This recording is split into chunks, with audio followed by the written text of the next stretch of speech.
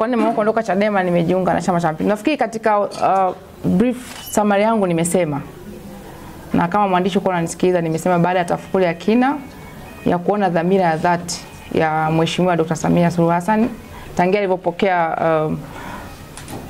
kijiti cha kuwa rais, mimi nikiwa mbunge wa Jamhuri ya Muungano wa Tanzania, na mambo ambayo yamefanyika katika interview ya miaka 4, lakini zaidi ukiangalia ndani ya Chama cha Mapinduzi ya 2025-2030, baada ya kuipitia kwa kina, nimeridhika na kuona kwamba niko sasa tayari kujiunga na Chama cha Mapinduzi ili kwa pamoja tuweze kushirikiana na kujenga Tanzania iliyo njema zaidi kwa kesho. Swala la pili, ni changamoto zipi? Namshukuru kama kuna zingine 2020 na kuna mambo ambayo na nashukuru serikali ya awamu ya 6 imeyatekeleza mengi kwa kina.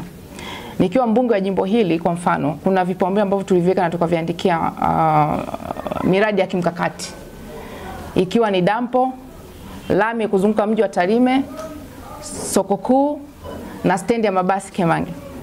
Namshukuru Mwenyezi Mungu, baada ya kuwa mbunge wa viti maalum 2020-2025 nimeendelea kufuatilia kuhakikisha kwamba tunapata soko linajengwa baada ya kuwa limeishwa, of course iliishwa Tanzania nzima.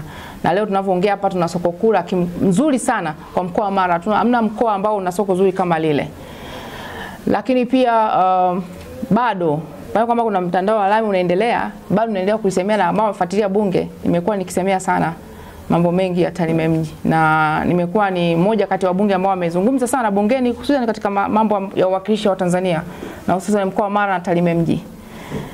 Ukienda kupitia peji ya bunge ambayo iko open kabisa, website ya bunge, utaona zaidi ya peji 400 ambazo zimeuliza maswali ya msingi, ya nyongeza, lakini kuchangia.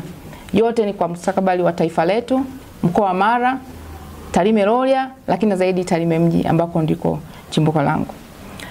Bado tuna kazi ya kufanya. Stendi lazima tuhakikishe imejengwa. Serikali inaweza katenga, lakini usipo push kisungura ni kidogo. Usipokuwa na mtu ambaye ana echo kule, kinaweza kakawa deviated ikaenda kwingine. Kwa hiyo bado stendi, tunahitaji dampo la kisasa liwepo. Bado tunahitaji mji wetu huu ni mji ambao uko mpakani uwe na lami ya kutosha. Bado tunahitaji kuhakikisha kwamba pia tunakuwa na vitega uchumi vingi katika mji wetu, kama nilivyosema, kama ni mji ambao uko mpakani. Lakini pia bado hatujatosheleza, pamoja kama tumepata mradi mkubwa ambao ni uzungumzia wa maji kutoka Ziwa Victoria tangia akiwa hayati Magufuli. Lakini nashukuru mama Mheshimiwa Dr. Samia Suluhu Hassan ameweza pia kuleta mradi tunauona na unatekelezeka katika hatua kadhaa. Kwa hiyo ningependa kuwa katika hiyo kuendelea kupushi zaidi. Lakini pia kuweza kumwezesha kama nilivyoainisha hapa, kama chama changu cha Mapinduzi kitaona nafaa kupeperusha hii bendera, nitakuja na ilani kamili ambayo itabainisha sasa vizuri zaidi kuhusiana changamoto zilizopo, ilani yetu ya kitaifa ni nini, na kwa Tarime mji ni kipi na kuja nacho.